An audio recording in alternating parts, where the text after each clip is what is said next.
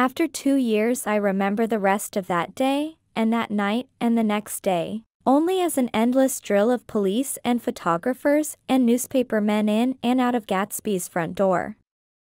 A rope stretched across the main gate, and a policeman by it kept out the curious. But little boys soon discovered that they could enter through my yard, and there were always a few of them clustered open-mouthed about the pool.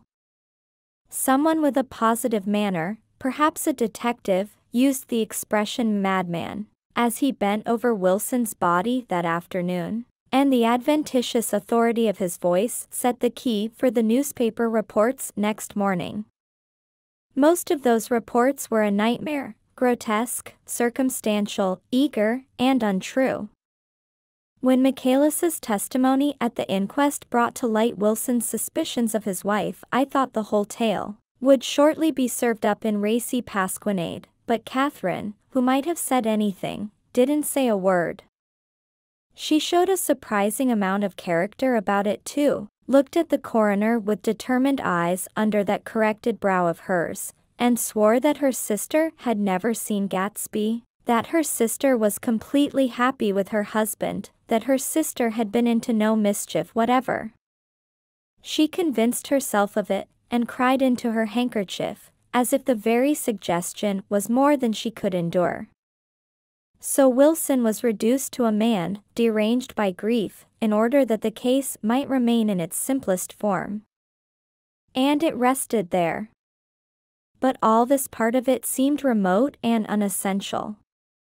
I found myself on Gatsby's side, and alone.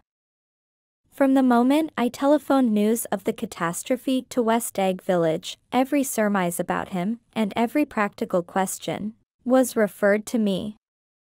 At first I was surprised and confused, then, as he lay in his house and didn't move or breathe or speak, hour upon hour, it grew upon me that I was responsible, because no one else was interested, I mean, with that intense personal interest to which everyone has some vague right at the end.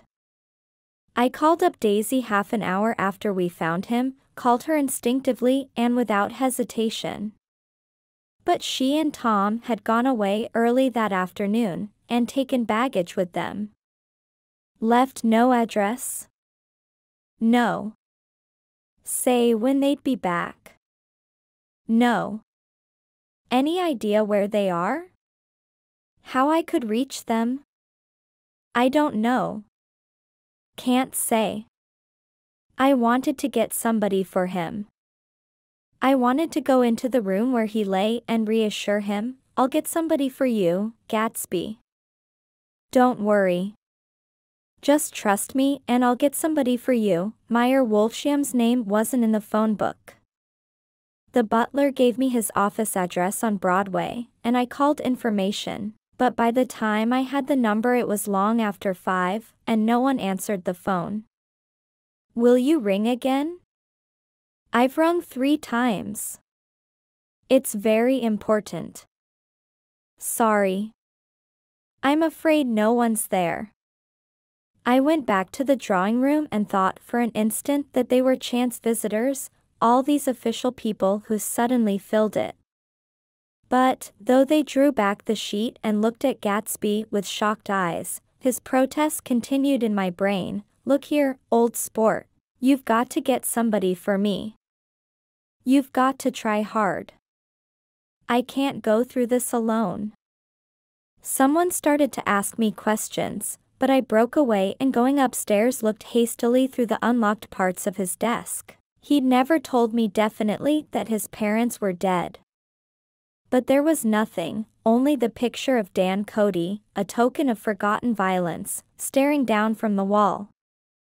Next morning I sent the butler to New York with a letter to Wolfsham, which asked for information and urged him to come out on the next train.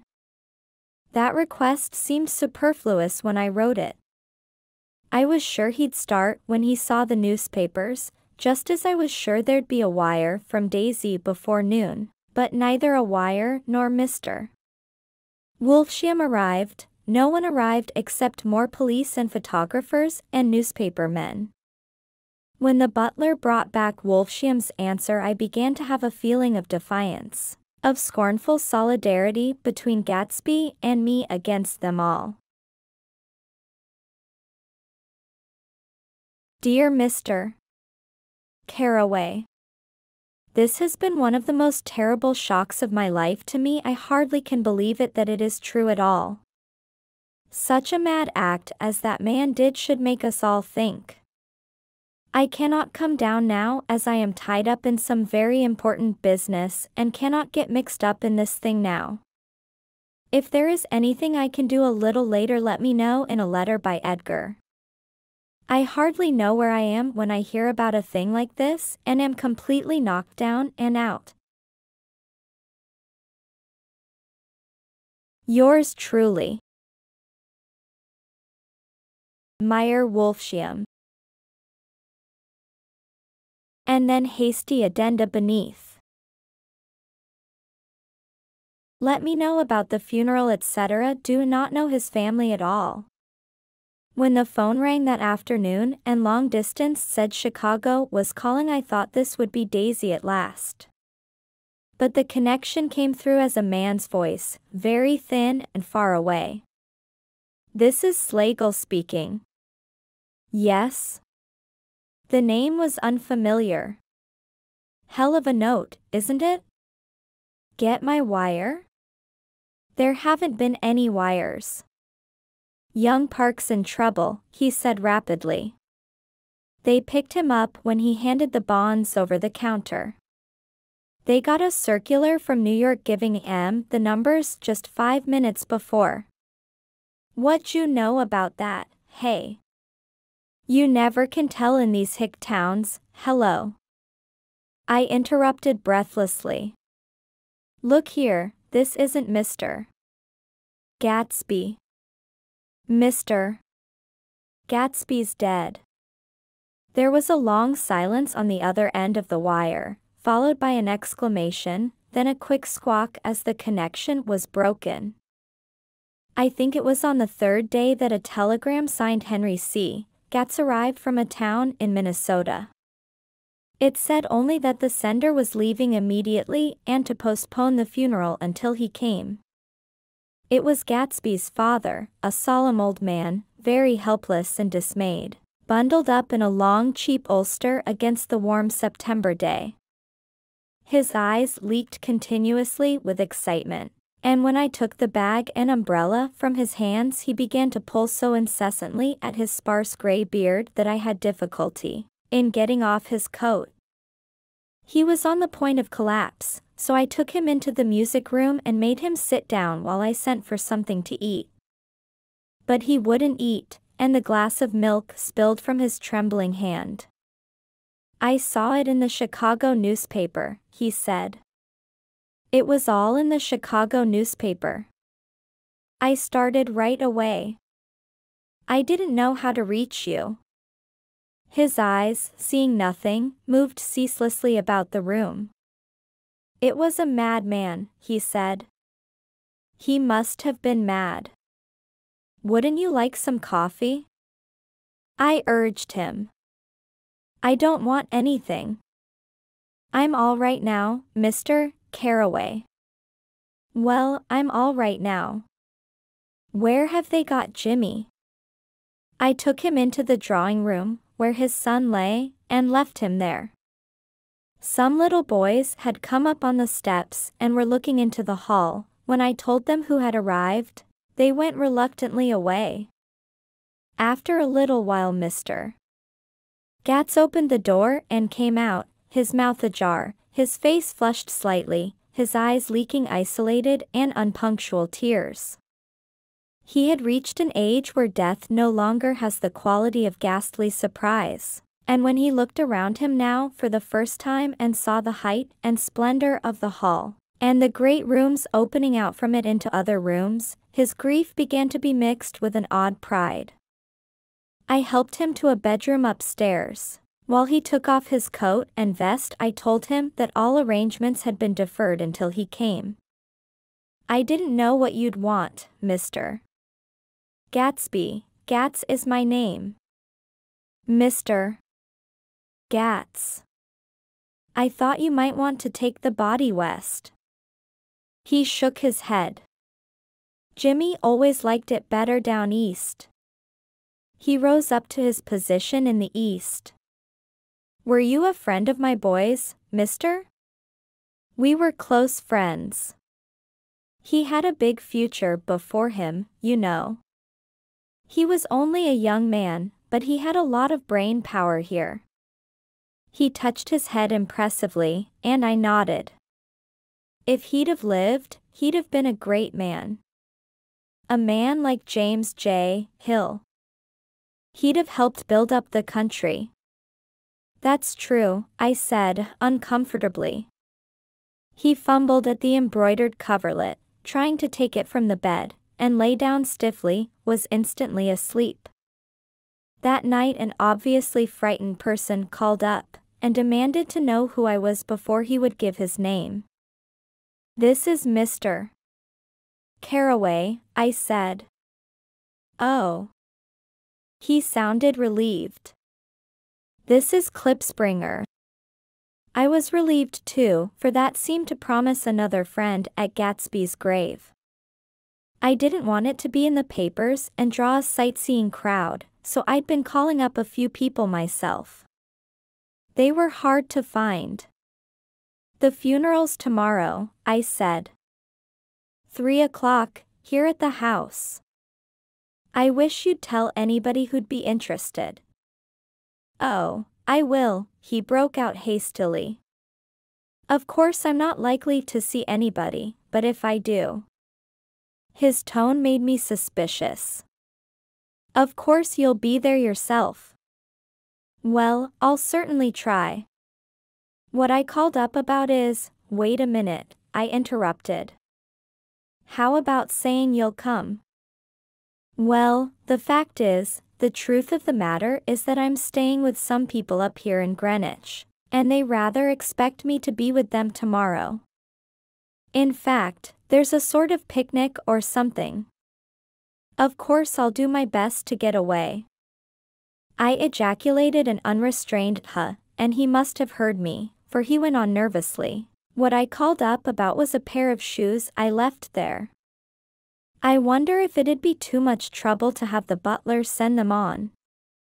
You see, they're tennis shoes, and I'm sort of helpless without them.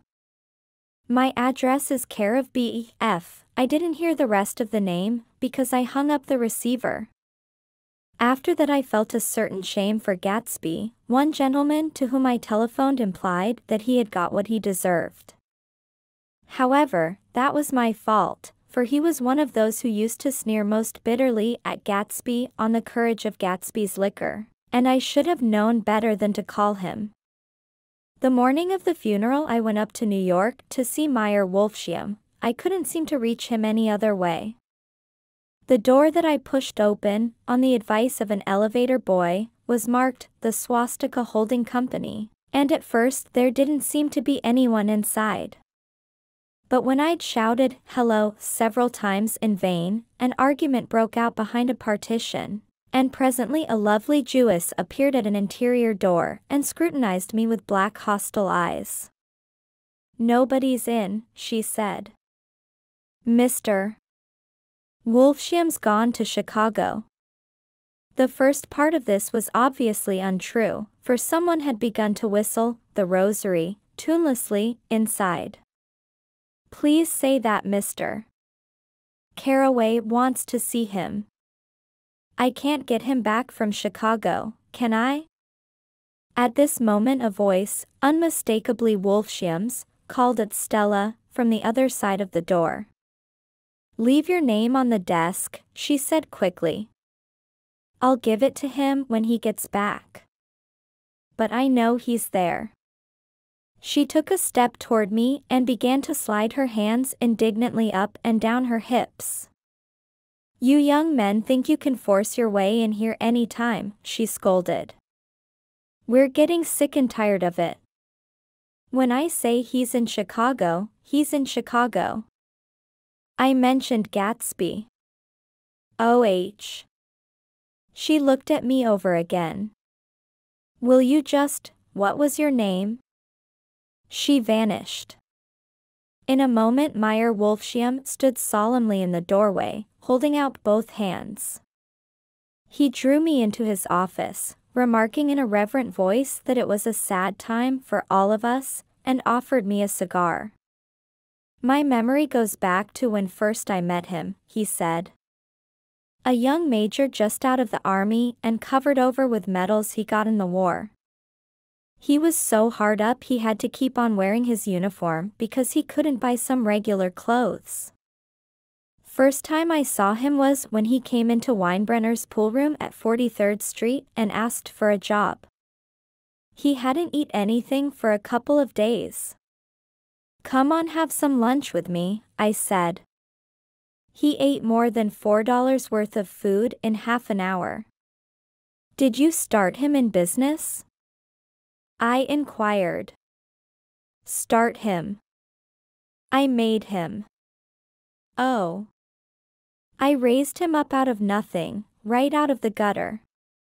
I saw right away he was a fine-appearing, gentlemanly young man, and when he told me he was at Oxford I knew I could use him good.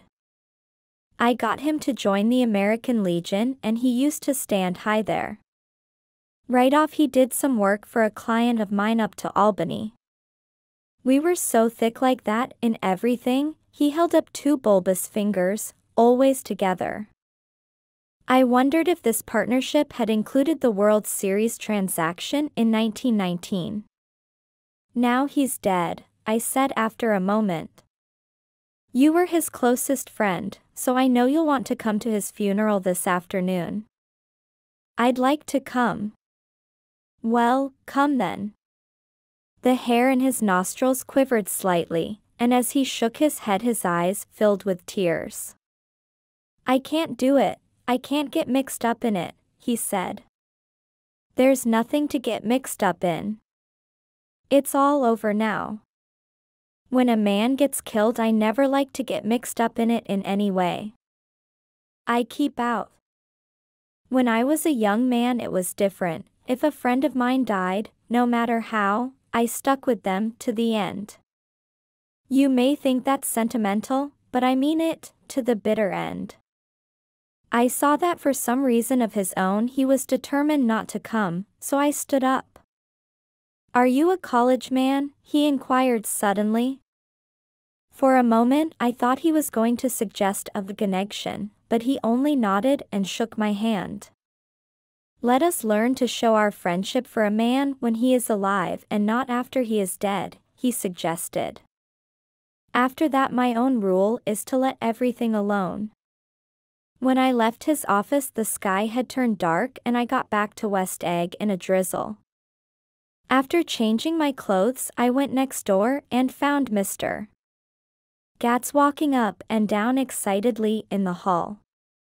His pride in his son and in his son's possessions was continually increasing, and now he had something to show me. "Jimmy sent me this picture." He took out his wallet with trembling fingers. "Look there." It was a photograph of the house, cracked in the corners and dirty, with many hands. He pointed out every detail to me eagerly. "Look there," and then sought admiration from my eyes. He had shown it so often that I think it was more real to him now than the house itself. "Jimmy sent it to me. I think it's a very pretty picture. It shows up well. Very well. Had you seen him lately? He come out to see me 2 years ago and bought me the house I live in now. Of course we was broke up when he run off from home, but I see now there was a reason for it. He knew he had a big future in front of him. And ever since he made a success he was very generous with me." He seemed reluctant to put away the picture, held it for another minute, lingeringly, before my eyes. Then he returned the wallet and pulled from his pocket a ragged old copy of a book called Hopalong Cassidy. "Look here, this is a book he had when he was a boy. It just shows you. He opened it at the back cover and turned it around for me to see. On the last flyleaf was printed the word schedule and the date September 12, 1906. And underneath, rise from bed, 6, dumbbell exercise and wall scaling, 6:15 to 6:30. Study electricity, etc., 7:15 to 8:15. Work, 8:30 to 4:30.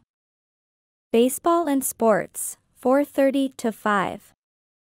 Practice elocution, poise and how to attain it, 5 to 6. Study needed inventions, 7 to 9. General resolves. No wasting time at shafters or a name indecipherable, no more smoking or chewing. Bath every other day. Read one improving book or magazine per week. Save $5, crossed out, $3 per week. Be better to parents. I came across this book by accident, said the old man. It just shows you, don't it? It just shows you. Jimmy was bound to get ahead.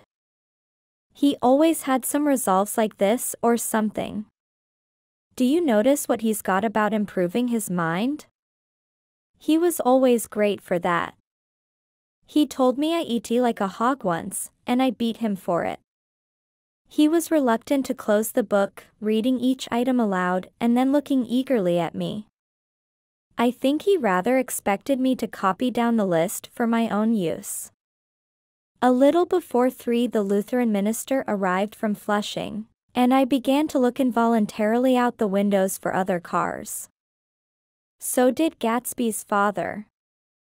And as the time passed and the servants came in and stood waiting in the hall, his eyes began to blink anxiously, and he spoke of the rain in a worried, uncertain way.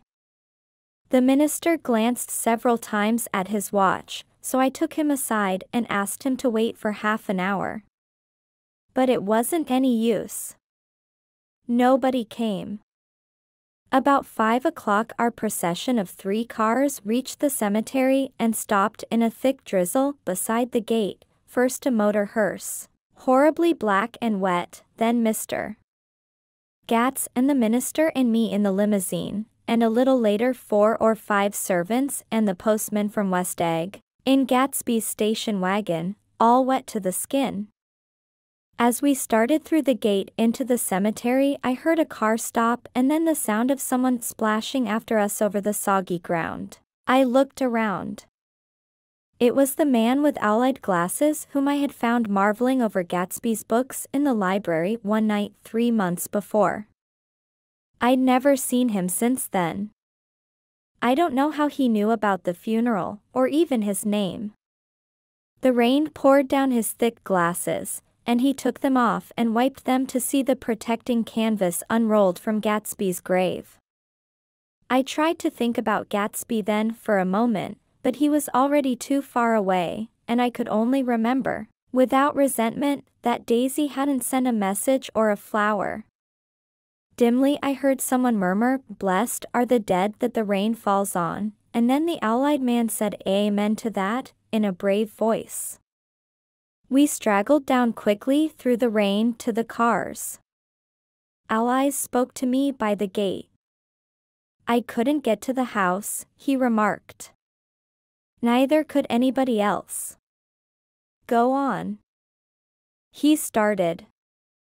Why, my God. They used to go there by the hundreds. He took off his glasses and wiped them again, outside and in. The poor son of a bitch, he said. One of my most vivid memories is of coming back west from prep school and later from college at Christmas time. Those who went farther than Chicago would gather in the old dim Union Station at 6 o'clock of a December evening, with a few Chicago friends, already caught up into their own holiday gaieties, to bid them a hasty goodbye. I remember the fur coats of the girls returning from Miss This or That's and the chatter of frozen breath and the hands waving overhead, as we caught sight of old acquaintances, and the matchings of invitations. Are you going to the Ordways? The Herseys? The Schultzes, and the long green tickets clasped tight in our gloved hands. And last the murky yellow cars of the Chicago, Milwaukee and St. Paul Railroad looking cheerful as Christmas itself on the tracks beside the gate.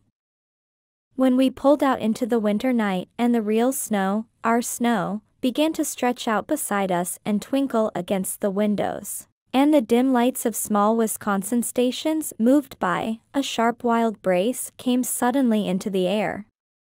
We drew in deep breaths of it as we walked back from dinner through the cold vestibules, unutterably aware of our identity with this country for one strange hour, before we melted indistinguishably into it again.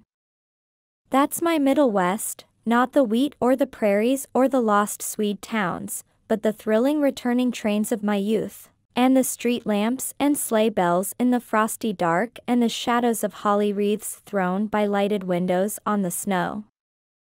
I am part of that, a little solemn with the feel of those long winters, a little complacent from growing up in the Caraway house in a city where dwellings are still called through decades by a family's name.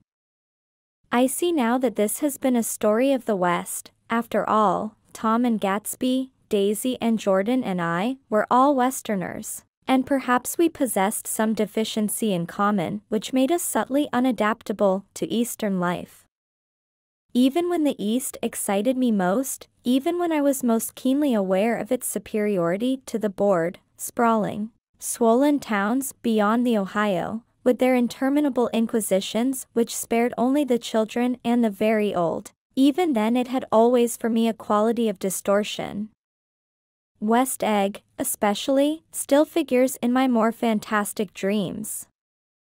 I see it as a night scene by El Greco, 100 houses, at once conventional and grotesque, crouching under a sullen, overhanging sky and a lusterless moon.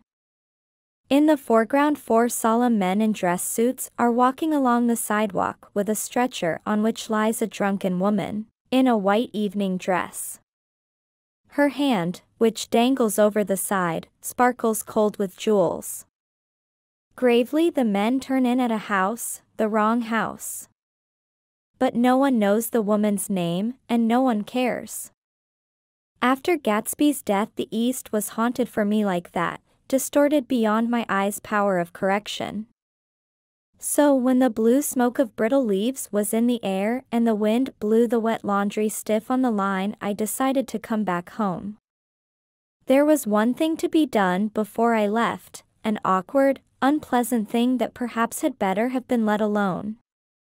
But I wanted to leave things in order and not just trust that obliging and indifferent sea to sweep my refuse away. I saw Jordan Baker and talked over and around what had happened to us together, and what had happened afterward to me, and she lay perfectly still, listening, in a big chair. She was dressed to play golf, and I remember thinking she looked like a good illustration, her chin raised a little jauntily, her hair the color of an autumn leaf, her face the same brown tint as the fingerless glove on her knee. When I had finished she told me without comment that she was engaged to another man. I doubted that, though there were several she could have married at a nod of her head, but I pretended to be surprised. For just a minute I wondered if I wasn't making a mistake, then I thought it all over again quickly and got up to say, "Goodbye." "Nevertheless you did throw me over," said Jordan suddenly. "You threw me over on the telephone. I don't give a damn about you now, but it was a new experience for me, and I felt a little dizzy for a while." We shook hands. "Oh, and do you remember," she added, "a conversation we had once about driving a car?" "Why, not exactly. You said a bad driver was only safe until she met another bad driver?" "Well, I met another bad driver, didn't I? I mean it was careless of me to make such a wrong guess. I thought you were rather an honest, straightforward person. I thought it was your secret pride. I'm 30, I said. I'm 5 years too old to lie to myself and call it honor. She didn't answer. Angry, and half in love with her, and tremendously sorry, I turned away. One afternoon late in October I saw Tom Buchanan. He was walking ahead of me along Fifth Avenue in his alert, aggressive way, his hands out a little from his body as if to fight off interference, his head moving sharply here and there, adapting itself to his restless eyes. Just as I slowed up to avoid overtaking him, he stopped and began frowning into the windows of a jewelry store. Suddenly he saw me and walked back, holding out his hand. "What's the matter, Nick? Do you object to shaking hands with me?" "Yes. You know what I think of you." "You're crazy, Nick," he said quickly. "Crazy as hell. I don't know what's the matter with you." "Tom," I inquired, "what did you say to Wilson that afternoon?" He stared at me without a word, and I knew I had guessed right about those missing hours. I started to turn away, but he took a step after me and grabbed my arm. "I told him the truth," he said. "He came to the door while we were getting ready to leave, and when I sent down word that we weren't in, he tried to force his way upstairs. He was crazy enough to kill me if I hadn't told him who owned the car. His hand was on a revolver in his pocket every minute he was in the house," he broke off defiantly. "What if I did tell him? That fellow had it coming to him. He threw dust into your eyes just like he did in Daisy's, but he was a tough one. He ran over Myrtle like you'd run over a dog and never even stopped his car." There was nothing I could say, except the one unutterable fact that it wasn't true. "And if you think I didn't have my share of suffering, look here. When I went to give up that flat and saw that damn box of dog biscuits sitting there on the sideboard, I sat down and cried like a baby. By God, it was awful. I couldn't forgive him or like him, but I saw that what he had done was, to him, entirely justified. It was all very careless and confused. They were careless people, Tom and Daisy. They smashed up things and creatures and then retreated back into their money or their vast carelessness, or whatever it was that kept them together, and let other people clean up the mess they had made." I shook hands with him. It seemed silly not to, for I felt suddenly as though I were talking to a child. Then he went into the jewelry store to buy a pearl necklace, or perhaps only a pair of cuff buttons, rid of my provincial squeamishness forever. Gatsby's house was still empty when I left. The grass on his lawn had grown as long as mine. One of the taxi drivers in the village never took a fare past the entrance gate without stopping for a minute and pointing inside. Perhaps it was he who drove Daisy and Gatsby over to East Egg the night of the accident, and perhaps he had made a story about it all his own. I didn't want to hear it, and I avoided him when I got off the train. I spent my Saturday nights in New York because those gleaming, dazzling parties of his were with me so vividly that I could still hear the music and the laughter, faint and incessant, from his garden, and the cars going up and down his drive. One night I did hear a material car there, and saw its light stop at his front steps. But I didn't investigate. Probably it was some final guest who had been away at the ends of the earth and didn't know that the party was over. On the last night, with my trunk packed and my car sold to the grocer, I went over and looked at that huge incoherent failure of a house once more. On the white steps an obscene word, scrawled by some boy with a piece of brick, stood out clearly in the moonlight, and I erased it, drawing my shoe raspingly along the stone.